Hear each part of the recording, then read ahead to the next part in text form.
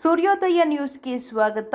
ಇಂದಿನ ಸುದ್ದಿ. ಕಾಪಿರೈಟ್ ಉಲ್ಲಂಘನೆ, ನಟ ರಕ್ಷಿತ್ ಶೆಟ್ಟಿಗೆ 25 ಲಕ್ಷ ರು ದಂಡ ವಿಧಿಸಿದ ದೆಹಲಿ ಹೈಕೋರ್ಟ್.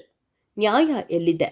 ಚಿತ್ರದ ನ್ಯಾಯ ಎಲ್ಲಿದೆ? ಹಾಡು ಮತ್ತು ಗಾಳಿ ಮಾತು ಚಿತ್ರದ ಒಮ್ಮೆ ನಿನ್ನನ್ನು ಹಾಡನ್ನು ಬ್ಯಾಚುಲರ್ ಪಾರ್ಟಿ ಸಿನಿಮಾದಲ್ಲಿ ಅನಧಿಕೃತವಾಗಿ ಬಳಕೆ ಮಾಡಲಾಗಿದೆ.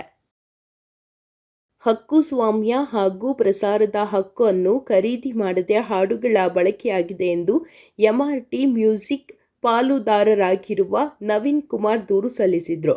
ಈ ಪ್ರಕರಣದ ವಿಚಾರಣೆ ನಡೆಸಿರುವ ದೆಹಲಿ ಹೈಕೋರ್ಟ್ ರಕ್ಷಿತ್ ಶೆಟ್ಟಿಯವರ ನಿರ್ಮಾಣ ಸಂಸ್ಥೆಗೆ ಭಾರೀ ದಂಡ ವಿಧಿಸಿದೆ.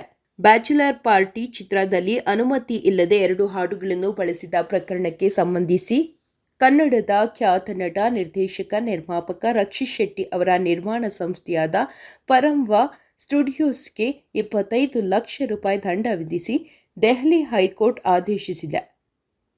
ಕಾಪಿರೈಟ್ ಉಲ್ಲಂಘನೆ ಆರೋಪಿಸಿ ರಕ್ಷಿತ್ ಶೆಟ್ಟಿ ಅವರ ನಿರ್ಮಾಣ ಸಂಸ್ಥೆ ವಿರುದ್ಧ ಖ್ಯಾತ ಮ್ಯೂಸಿಕ್ ಕಂಪನಿ ಎಂಆರ್ಟಿ ಮ್ಯೂಸಿಕ್ ದೂರು ದಾಖಲಿಸಿತ್ತು.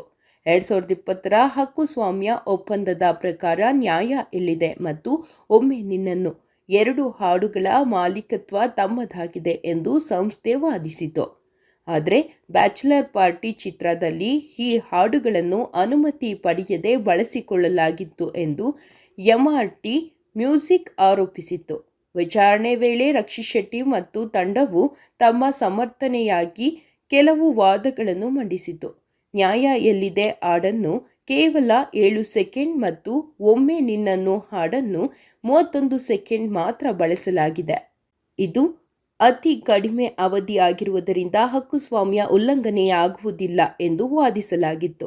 ಈ ವಾದವನ್ನು ತಿರಸ್ಕರಿಸುವ ಹೈಕೋರ್ಟ್, ಹಾಡುಗಳ ಬಳಕೆಯು ಕೇವಲ ಕಾಕತಾಳೀಯವಲ್ಲ, ಬದಲಾಗಿ ಸಿನಿಮಾದ ಕಥೆಯ ನಿರೂಪಣೆಗೆ ಪೂರಕವಾಗಿ ಮತ್ತು ವಾಣಿಜ್ಯ ಲಾಭಕ್ಕಾಗಿ ಉದ್ದೇಶಪೂರ್ವಕವಾಗಿ ಬಳಸಲಾಗಿದೆ ಎಂದು ಅಭಿಪ್ರಾಯಪಟ್ಟಿದೆ.